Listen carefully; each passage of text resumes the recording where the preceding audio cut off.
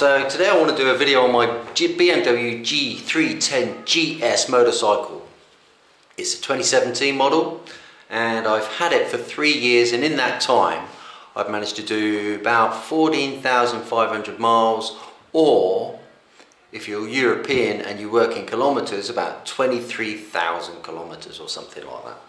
And I've ridden all the way through the UK winters and summers, all year round really, and the only time I've really garaged it has been this last winter, only because I've been cycling to work because I live closer.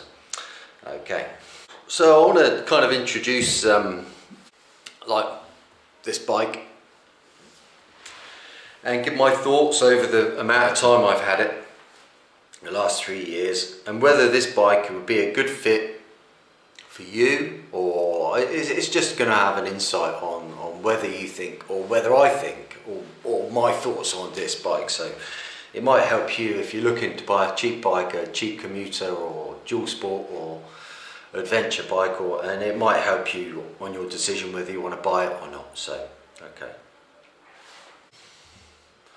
okay, so price. I paid £3,200 for this back in 2019, before COVID, and I believe now the same year is still going for about £3,000. So I think I got a good price. I bought this with only 700 miles on, like I said, from a BMW dealer, and I'm pretty happy with that price. And to be honest, for the amount of money I've spent on it, it's done really well. So I thought I scored a good deal. So we'll talk a couple of specifications and features, but I kind of feel that most things have been talked about in other videos, so I just want to brush over the sort of things that have been important to me. So this is a single cylinder 313cc motorcycle. It's got 34 brake horsepower or 21 foot-pounds of torque. So it's got plenty of power for me anyway, and for nipping around the streets. I'm like 5'10" or 178 centimeters, and I weigh about, I'm not really sure in stones, but I weigh about, I would say I'm about 86 kilos, and so fully kitted up I would say I'm in the early 90 kilos, and it rides quite well. But going back to the how tall I am, I'm 5'10" with a 32-inch inseam, and I'm still on tiptoes. This is a tall motorcycle, so if you're quite short, yeah, I would think about, or at least try this bike before you buy it. It's got aluminium wheels, alloy cast wheels, which I think are plenty good enough.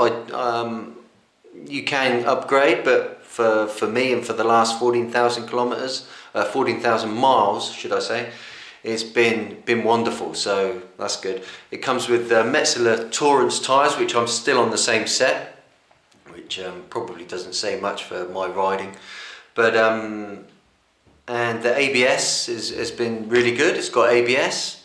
It's probably saved my arse a couple of times in the wet, and you can turn it off. So I have turned it off when I've been riding like gravel. I would say off-road, but I'm not really much of an off-road rider. I might ride on gravel and go up Salisbury Plain and that sort of thing, but I rarely venture right off piste, mainly because I don't have the right tyres, and I don't feel like picking my bike up every 5 minutes. Right, so I want to talk about a little bit about the good and the bad and some of the issues that I may have had owning this bike, and there's been a couple. So alright, so let's talk about the pros. Pros, it looks great. I think it looks brilliant. It's got a good, it just looks great. It looks like a great little motorcycle. It's quite lightweight. I think it's quite light. When you're riding it, it feels quite nimble and light. You can move it around a bit. The stance and the position on the bike, this is one of my favourite things I think about the motorcycle, is that it feels bigger than it is. it definitely has some presence on the road, so you don't feel like you can't be seen. You definitely feel like you can be seen, so that's a definite pro for me. I've had a lot of people comment on, like, they think it's a bigger bike, so it does have a certain amount of presence there, so that's awesome. Let's talk about some cons, some bad things about the bike. Well, I don't think there's many bad things. You can watch other videos about, like, they think it's vibey and stuff, but it would be vibey, wouldn't it? It's a 300cc bike and they're trying to ride it at 100 miles an hour, so it will be vibey and everything's going to buzz like mad. So I don't know if that's a con. I personally don't ride it like that, so it's not a con for me. But I have noticed that the gearbox occasionally will go missing, like shifting from 4th to 5th, or it just miss a gear and it just revs like when you do that, and it doesn't feel good. I get a sore ass after a few hours. I don't know if that's me or that's the motorcycle, but after a couple of hours I'm generally getting a bit of a sore bum. So, issues regarding warranty and some issues I've had with the bike. So since I've had the bike, when I first bought the bike, it had the side stand recall already done. So that was done when I bought it. And when a little while ago, I had a letter through the post about the brake recall. So when it went in for service, they did the brakes. Not exactly sure what they did, whether they replaced the calipers or what, but can't really remember now, but that was done. And an issue I did have was with the LCD screen, with the screen, and that was fogging up. And on a service, they replaced that because I mentioned it, which was great.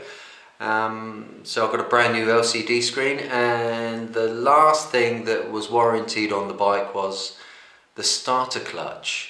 So when I would try to start the motorcycle, it would not start. It would just turn over and turn over and turn over and turn over, and it would make a hell of a racket, and it wouldn't start. So they replaced that. So that took them a couple of attempts to fix that issue.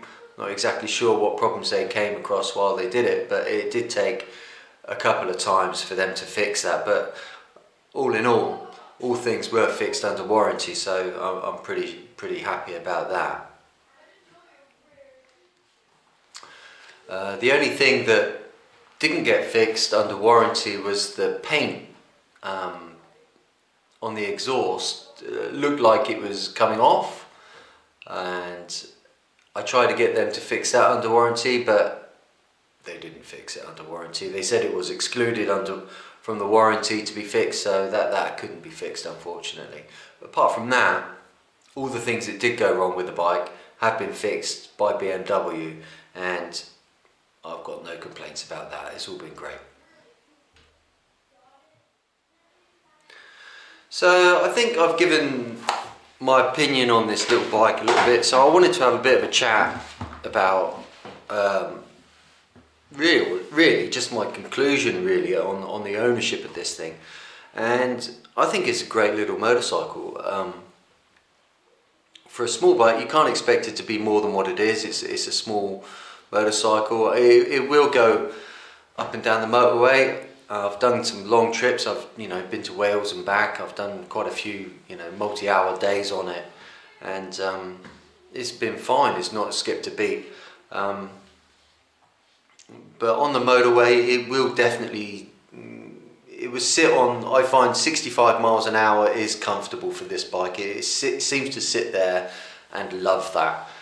But it will go, I've had it up to 85 I think, or something like that, or 90 miles an hour on the clock, but you can tell it's really sort of like going for it at that speed, but it's not really designed for that.